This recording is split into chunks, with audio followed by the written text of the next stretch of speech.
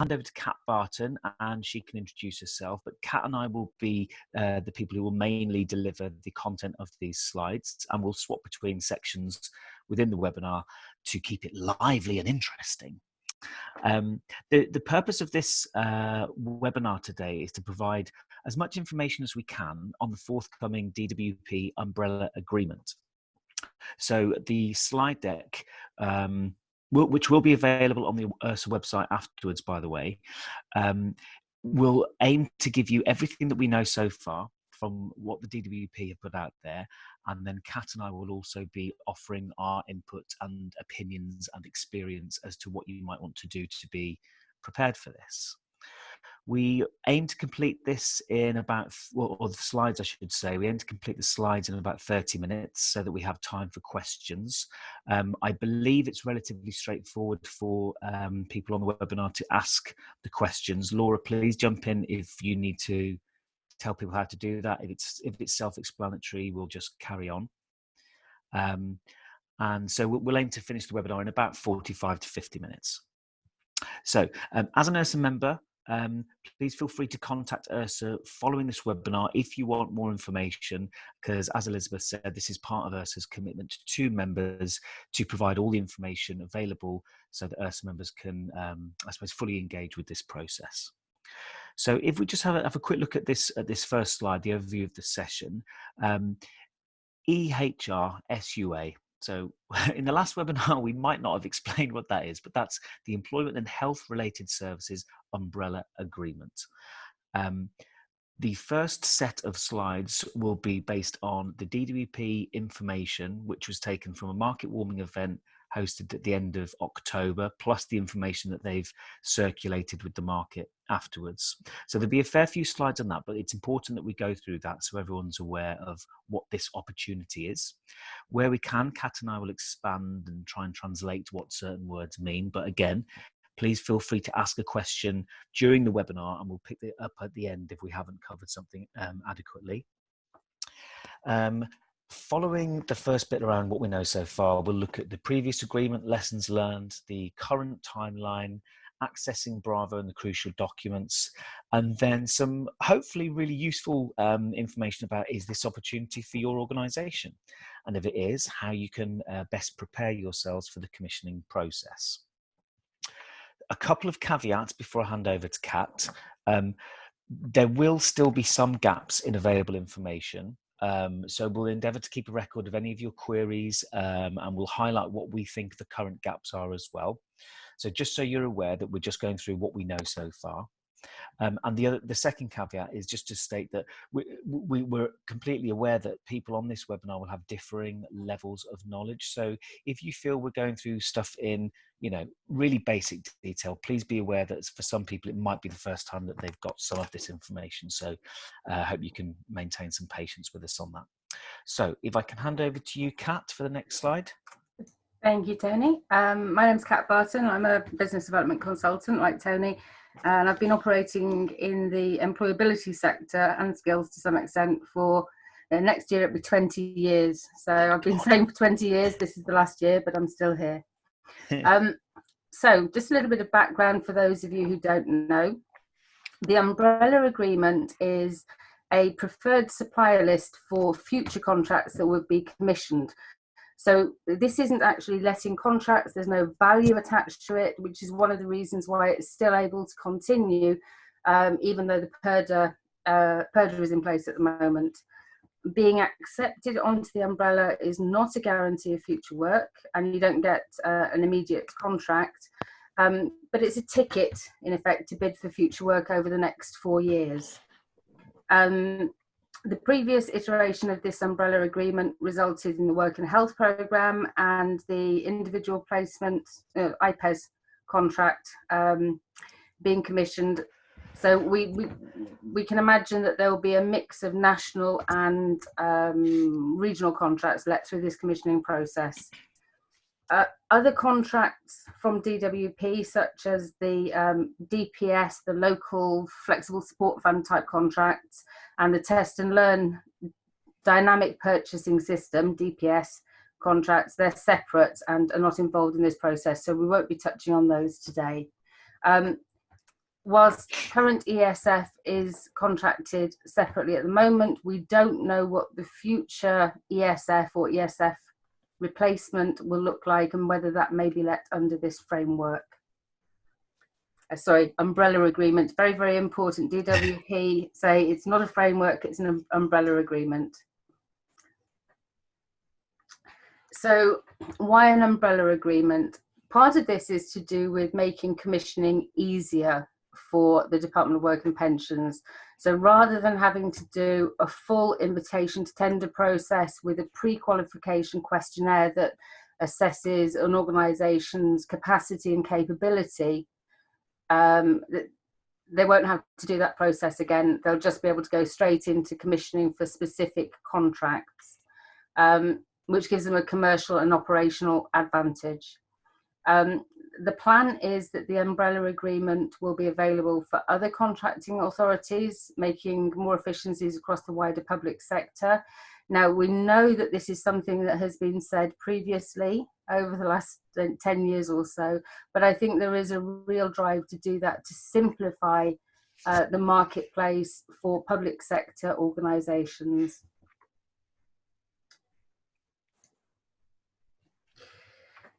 So, key features of the new umbrella agreement: DWP intend to cap the number of providers on each tier, and we'll come on to the tiering system in a minute to make this a bit clearer.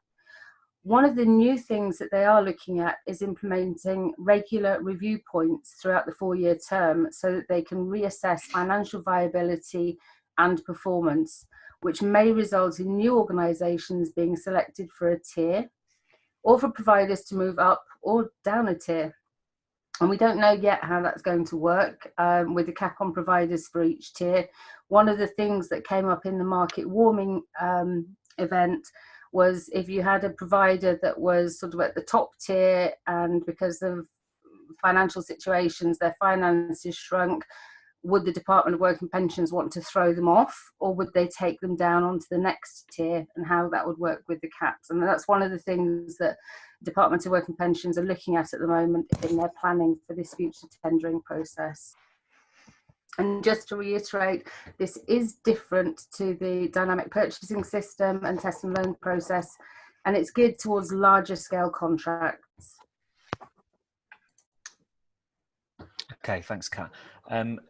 I'll go through the next couple of slides, but just to reiterate something that Kat went through there, which I think is important to go through again, which is this is going to be the next good few years worth of DWP major contract commissioning. So whilst there's no particular contract that this umbrella is currently looking at, as Kat said, this is the preferred supplier list. So if organisations want to be in a direct commissioning relationship for those bigger ticket contracts, then this is really important to be part of this process.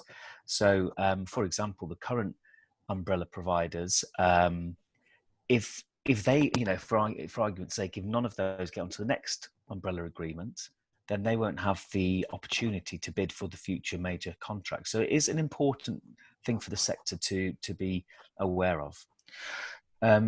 So these next two slides, again, are context which Kat and I think are really important for organisations. And the information is taken again from the DWP's pack of information that's out to the sector.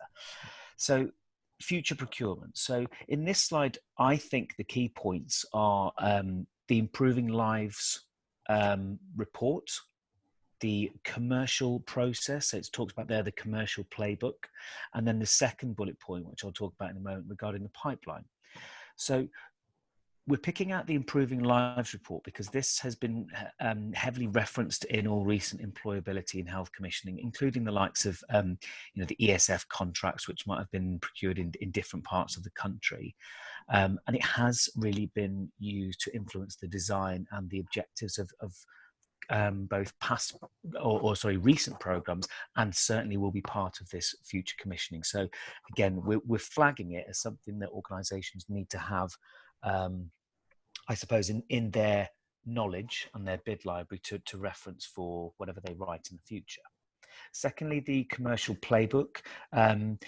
This we'll tell you in a moment where this is available on the Bravo system. But again, we're flagging it because it's an important document for people to be aware of. It is, in very basic terms, a guide for government outsourcing. And that I should also say that it's also called the Outsourcing Playbook. So the commercial playbook and the outsourcing playbook are kind of interchangeable terms. In very, very brief detail, the playbook was put together recently by the civil service in an effort to improve when and how they procure external companies to deliver public services. And yeah, as I've said before, it's a really important context for any supplier wanting to be commissioning directly, or sorry, taking a contract directly with the Department for Work and Pensions. Move on to the second bullet point, the future pipeline. Future pipelines known and unknown. So at the market warming event, DWP were keen to make clear, but not use the actual words, that they expect the economic situation in the UK to change dramatically, and probably not for the better. So they're anticipating a difficult economic and financial future. So essentially they're using this as a chance to be flexible and to plan for things like recession, large-scale redundancies, and higher unemployment. So sorry to be the person saying that. Merry Christmas. The next slide is another important document that, again, we just want you to be aware of, which relates to the Code of Conduct. Again, it's just a kind of basic rules of engagement of how government should do business with suppliers. This PDF is also available on the Bravo site, and we'll show you that shortly. And in response to, I suppose, our last webinar last week, and in conversation with ERSA, I think ERSA is going to host all of these key documents alongside these slides on the ERSA website. So it's a little bit easier and accessible for members to get them straight away. But again, just so you guys can flag, the Code of Conduct is a useful document. Might not be very interesting, but it's very useful. It provides the indicators on how they want to see providers approach very important things like cybersecurity, sustainable procurement, that sort of thing.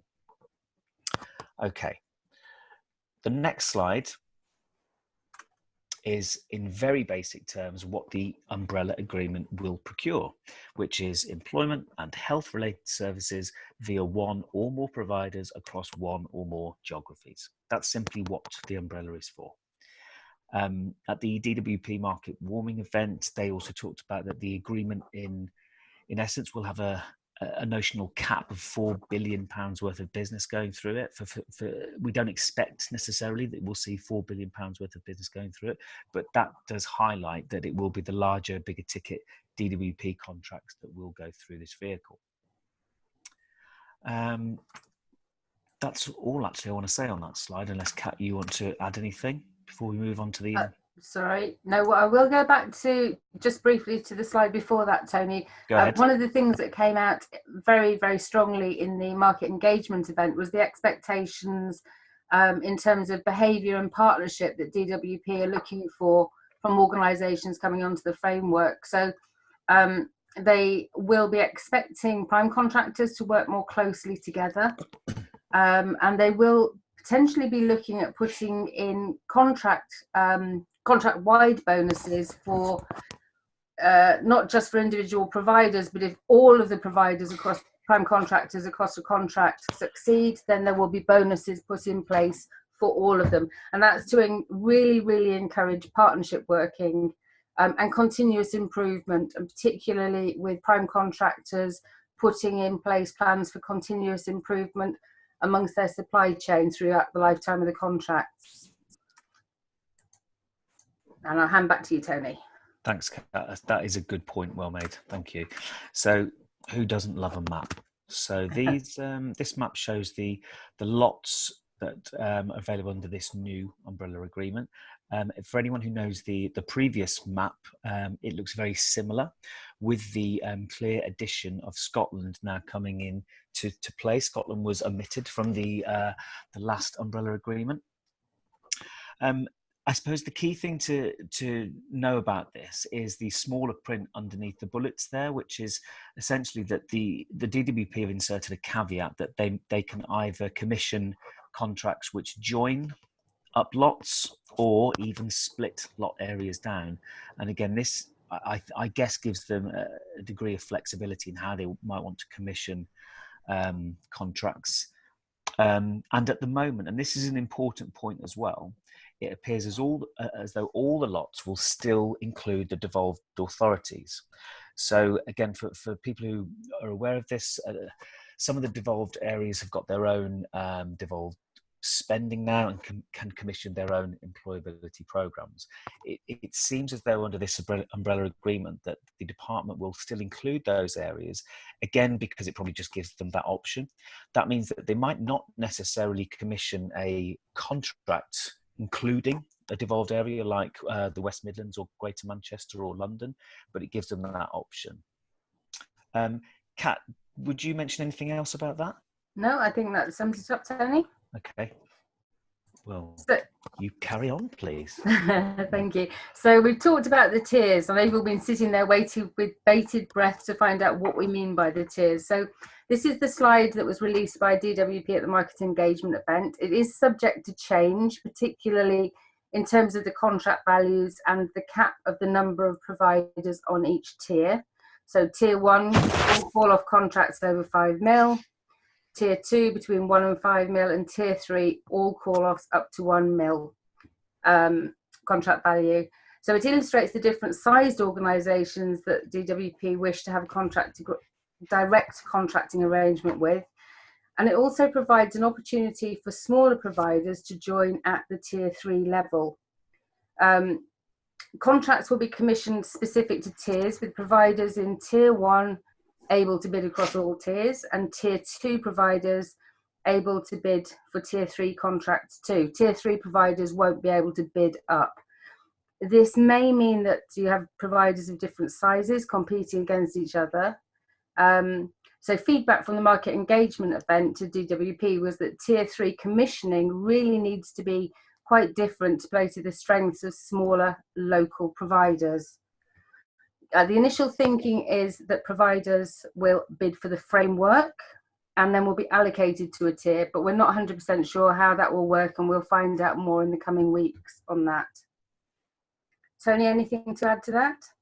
No, we'll come to, I suppose, their update, won't we? So I'll leave it.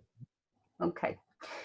So the next couple of slides just illustrate how the last 2 umbrella agreement competitions work, and demonstrate the previous shift towards what I call super primes.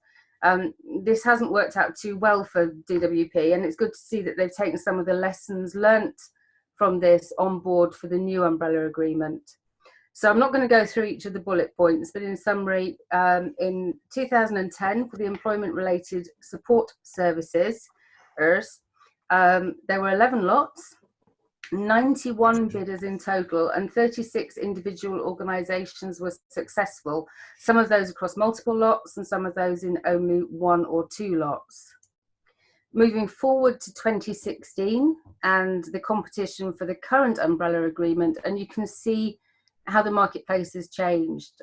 It went from 11 lots to 6 regional lots and 1 national lot. Scotland wasn't included in this umbrella. There were 35 different bidders, down from 91 previously, and only 11 organisations were successful.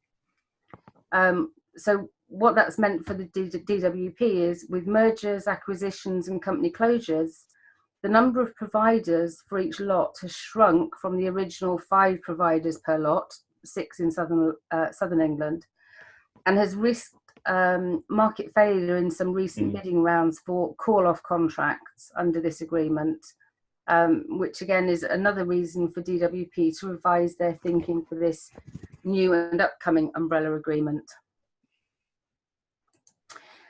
So one of the things that I did when we were preparing for this webinar was I had a look through the invitation to tender packs for the last 2 framework umbrella agreement competitions.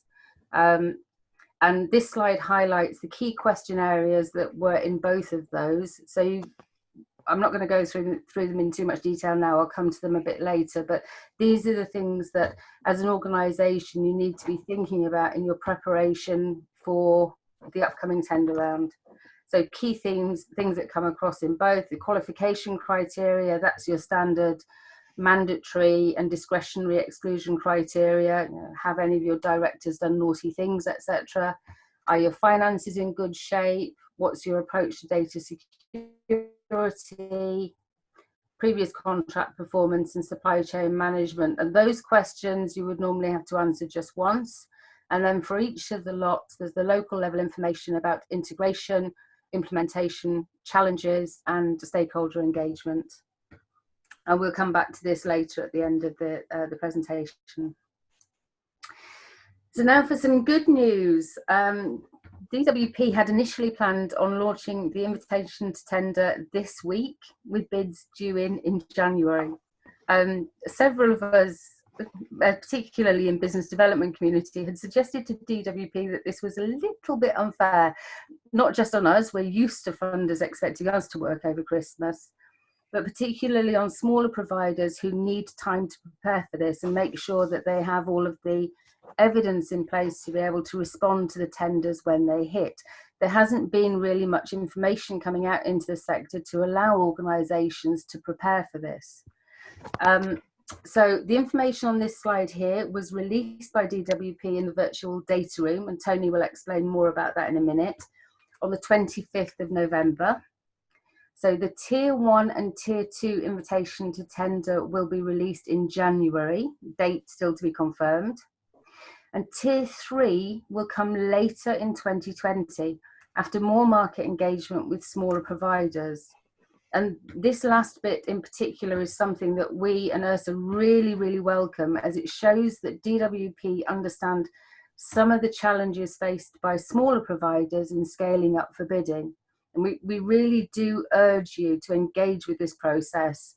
And ERSA will also be liaising with DWP on your behalf, and making sure that they cascade relevant information to you about how you can participate and feed into the process. And I think this is a huge opportunity for the sector and something that we really, really welcome. Tony, have you anything to add on that before I hand over? No, that's good. Thank you.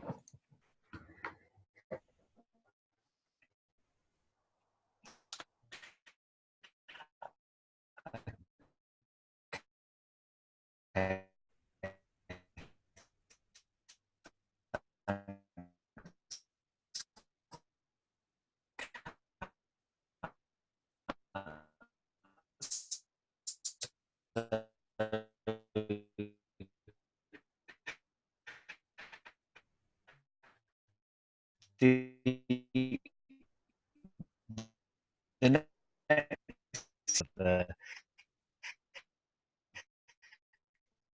DWP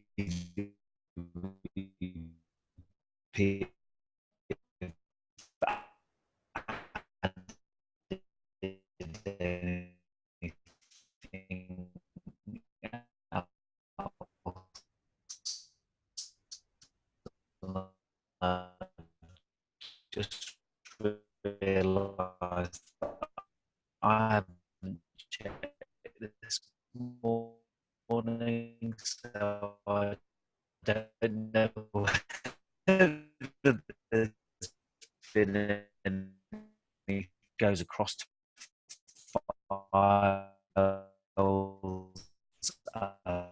and the directory.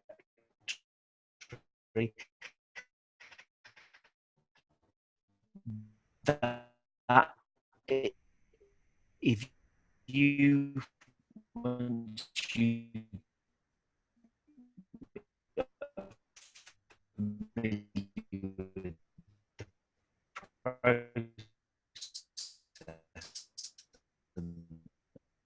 and the system,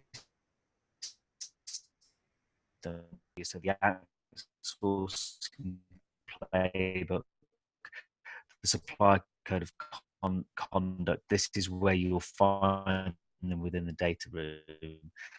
But again, I think I'm right in saying ERSA colleagues that as well. So that's all I wanted to say. Thanks, Kat. Okay, so I think this is the really important bit. We're getting to the really important bit of the presentation. So you've heard kind of what it's about, but I think it's really important to step back and think about, is this opportunity really for me and my organisation? It's for organisations who want direct contracts for the national or bigger ticket programmes.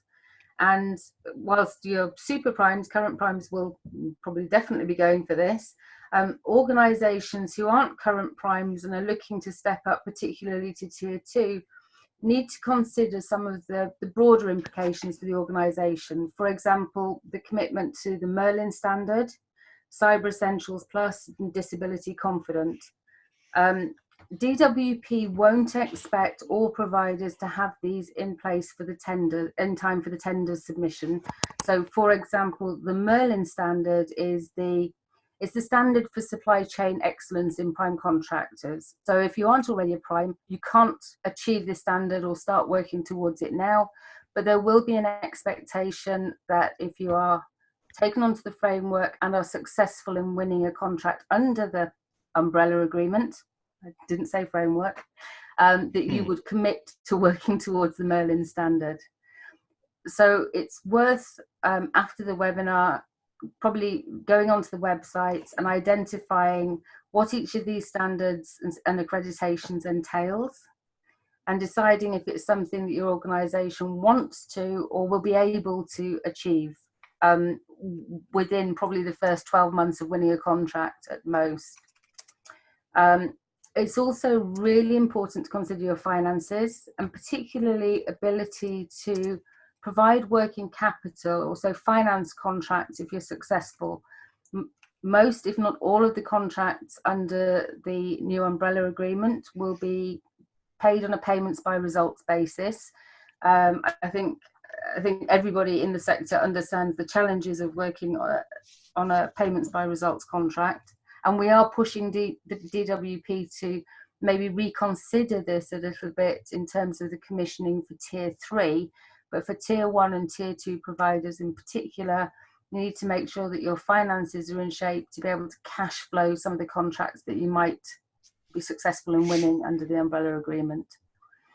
For tier 3 providers, as I said previously, it's really, really important to engage with DWP as they develop the commissioning process for this tier, so you can help shape and inform their thinking, particularly on things like payment mechanisms or on the tender process, so that it's not something where you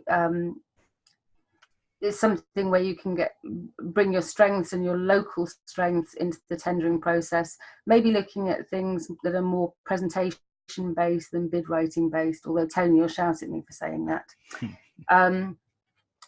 There will be some people on this webinar who are not interested in being prime contractors at any level and want to be supply chain partners.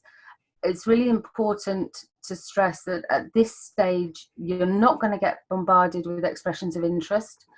There will be no expectation for supply chains to be in place for the umbrella agreement. That will come down the line as contracts are tendered under the umbrella agreement. It is important, however, to keep an eye on this process so that you can see who's successful, who's awarded onto the umbrella agreement in different lots, as those are the organisations that you will then need to start engaging with, so that when contracts come out, you're ready to be in their supply chain. So I talked previously a little bit about some of the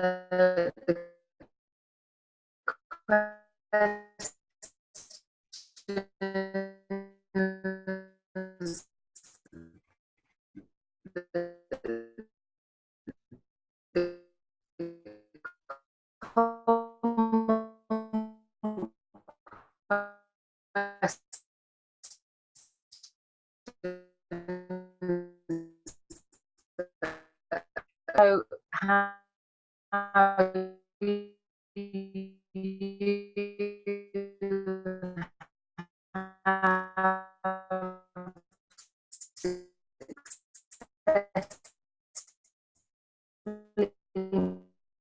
manage and improve performance in previous contracts.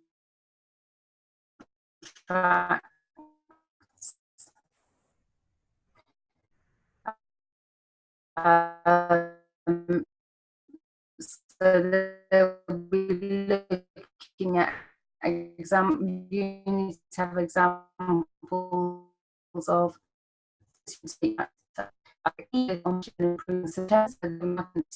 because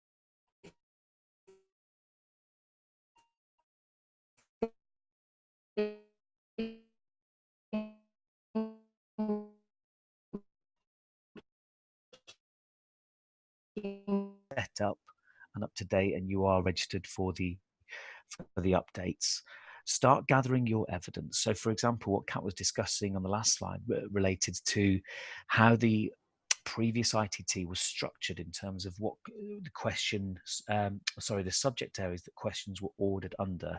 It's a really good starting point to go through that.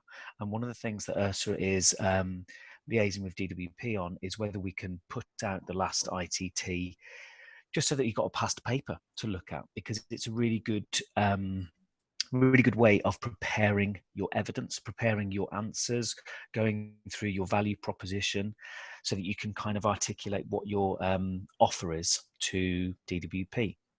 And just to also pick up on Kat's point about those who might not wish to be going through this as a prime provider, we haven't really spoken much about the really important community, which is the subcontractor community. And I think being part of this process is a really good piece of work for subcontractors to go through as well, because ultimately the contracts will expect a healthy supply chain. I think that's a reasonable comment. Therefore, going through a process which is similar to that the primes are using to get prepared is useful for supply chain as well.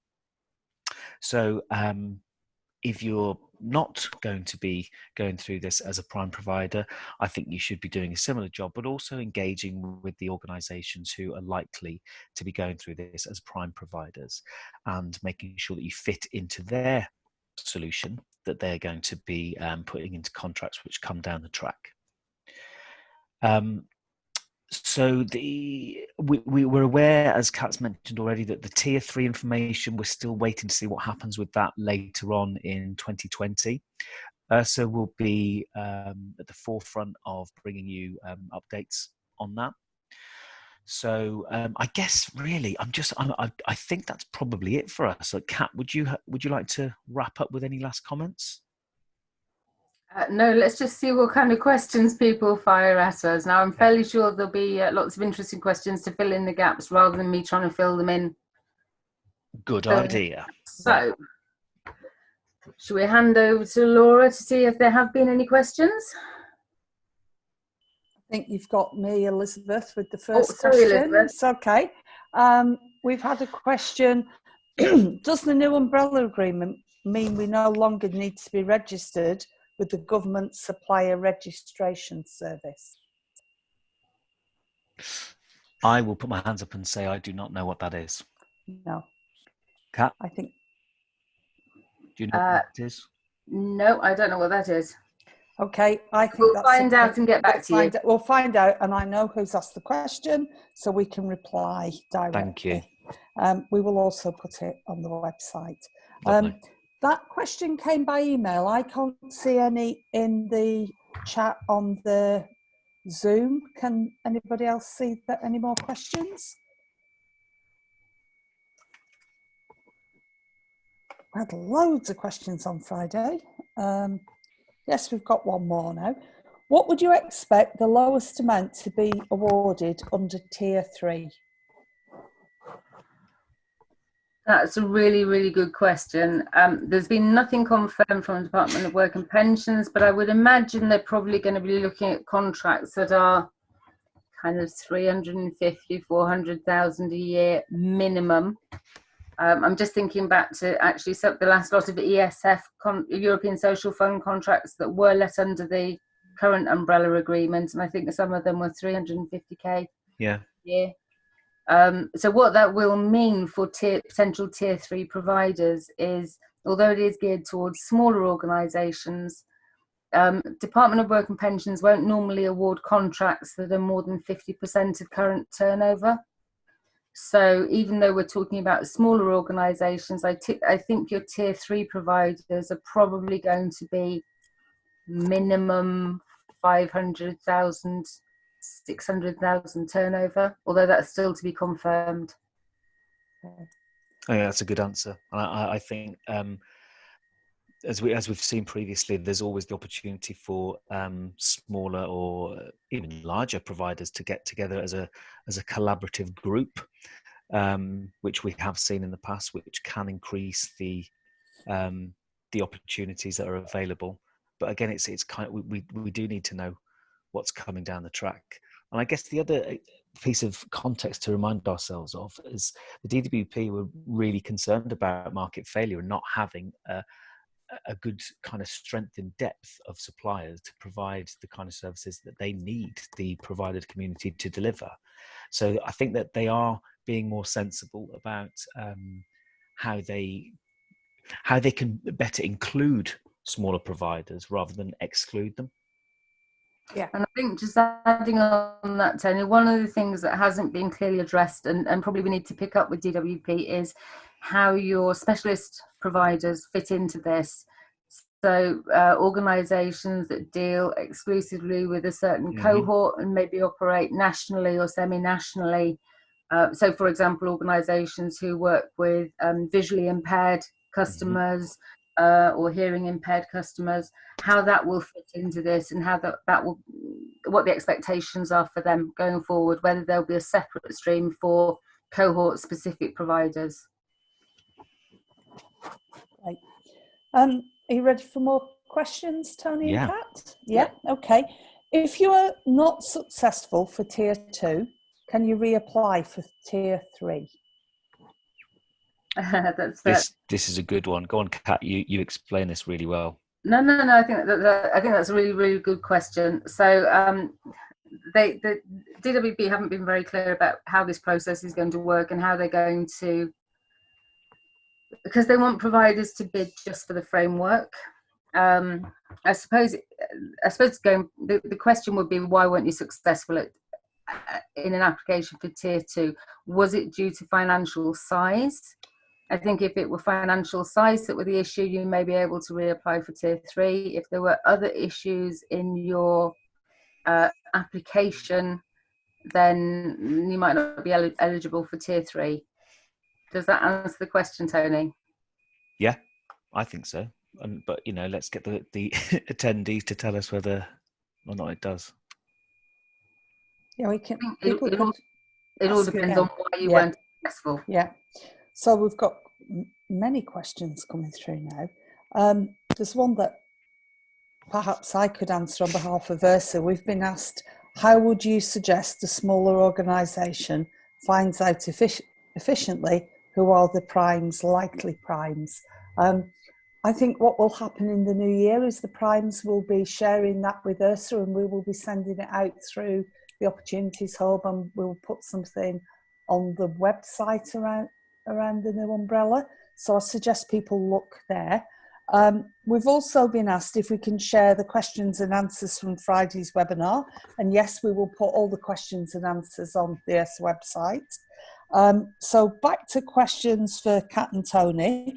Do you think Tier 3 providers will be expected to have full lot coverage? Again, that's a really good question. One that Yeah. was flagged as a potential big issue at the market engagement event. Sorry, Tony, I keep jumping in on the answer. No, go for it. You're wonderful. There was real concern that smaller providers just won't have full lot coverage, particularly when you look at the size of some of the lots. And this is, so I think one of the things that they're feeding into their thought processes at the moment, that maybe for your tier 3 providers, the full lot approach isn't the right way forward. And there was quite a bit of discussion about maybe having tier 3 operating on something like a local enterprise partnership area or an ESF area, and then having more providers at tier 3, so that it would be kind of a bottom heavy umbrella thing. So that would accommodate the fact that you've got sub lot contracts being let at that stage, at that tier. Okay. Sorry, Elizabeth. Sorry, Tony, carry on. It's only a real quick one, because I think it is such a good question. I think I think it was do tier 3 providers, will they be expected to have full lot coverage? And I actually think, if you look at it, a lot of the tier 1 providers fail to have full lot coverage, and I think it's a learning from the department's point of view that whilst they want that, or historically they've wanted it kind of just outsourced, you go and deal with it. I think they've been aware that it's been really challenging actually to get organisations who have such a huge range. If you look at the lot that covers from, I think, Newcastle right down to the East Midlands, these are enormous areas, and even the super primes, as Kat calls them, they don't have full lot coverage. So there is a recognition that things are going to have to be sensible this time out. Again, I think it's a plea really to the entire sector to influence the process and the thinking. Great. Another question, is match funding usually required for this kind of contract? Short answer, no. No. Not for these. So these will be standard mainstream Department of Work and Pensions funded contracts. So no match funding required, and it will be paid by the Department of Work and Pensions, but by and large they will be payment by results contracts. So you'll get a small amount of money for delivery. The majority of the funding that comes down will be because of achievement of outcomes. Okay. There's a couple of questions here that I could answer, which is, how will potential tier 3 suppliers be invited to engagement events, and will ERSA promote a register of smaller providers wishing to be within prime contractors' supply chain? The answer is that ERSA will try and facilitate both of those things through the Opportunities Hub, through the website, and we may have additional events where we can bring primes and potential subcontractors together. We're just looking at the geographies and how this evolves. I think just adding to that, Elizabeth, it's really important to reiterate that the DWP won't be asking for full supply chain details at this stage. They'll want to know how your prime contractors or potential prime contractors work with supply chains, but there will be an expectation that once providers are on the umbrella agreement and contracts start to be let through this process, so there'll be 10 mini tender rounds under the umbrella agreement, and that's the time when they would expect your prime contractors to pull together supply chains specific to that contract. Okay, and one more question here. Which lot does London fit into? It's the home counties lot, I believe. Yeah. Okay, I think that's all the questions that I can see. Should we just give people another minute to see if anybody wants to submit anything else? I think rather than have a silence, it might be useful for me to just say, this just seems like a really good opportunity for the entire sector. And it's really opened up opportunities for people. all the information from Friday and today will be hosted on the ERSA website. I think it's worth me just saying that we are, from ERSA, we are constantly now in really active discussions with the DWP about commissioning processes, and we've been able to feed in quite a lot of information about people's experience of the DPS, and I think in the new year we will be doing some joint things with the DWP about the revised DPS and another webinar like this on that topic, so watch that space.